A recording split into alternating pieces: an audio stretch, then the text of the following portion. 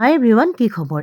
এই পিংক চেৰি ফুলপাহ দেখি ভাবিছে নেকি মই ক'ৰবাত বাহিৰত গৈছোঁ বুলি? নাই যোৱা দেই, মই নৰ্থ ইষ্টতে আছোঁ, আহিছোঁ শ্বিলঙলৈ। আৰু এই শ্বিলঙৰ এইটো ৱাটছ লেকটো যে আজি একেবাৰে নতুন কইনাগৰাকীৰ নিচিনা হৈ পৰিছে। চাৰিওফালে পিংক পিংক পিংক, ইমান ধুনীয়া লাগিছে। আৰু তাৰ তলে তলে মানুহবোৰ দেখিও মোৰ মনটো ভাল লাগি গ'ল দেই।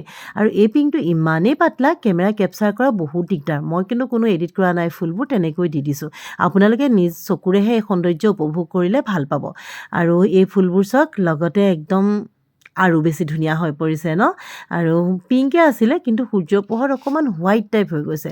মই এই গছজোপাতে ধৰি চাই ল'লোঁ লেকটো আজি সৌন্দৰ্য দুগুণে চৰি গৈছে। মানুহবোৰে লেকত ব'টিং কৰিছে। মই কিন্তু ব'টিং কৰি ইমান ভাল নাপাওঁ দেই। চাওকচোন, গছৰ তলে তলে মানুহখিনি চাইহে মোৰ মনটো ভাল লাগিলে। এই গছজোপা ওপৰলৈ চাই চাই বোলো কেপচাৰে কৰি থওঁচোন, ইমান ধুনীয়া লাগিছে। কেতিয়াবা ফটোশ্বুট কৰিব পাৰিব ইয়াত তললৈ আহিলে দেই। চাৰিওফালে বোলো কেমেৰাটোকে ঘূৰাই দিওঁ। মানুহবোৰে যে ইমান এই গছজোপাৰ সৌন্দৰ্য উপভোগ কৰিছে ফুলপাহৰ, দেখি মোৰ মনটো আৰু বেছি ভাল লাগি গ'ল। আৰু এইফালে লেকটোৰ ওপৰত আকাশখন চাওকচোন, ইমান ধুনীয়া লাগি গৈছে।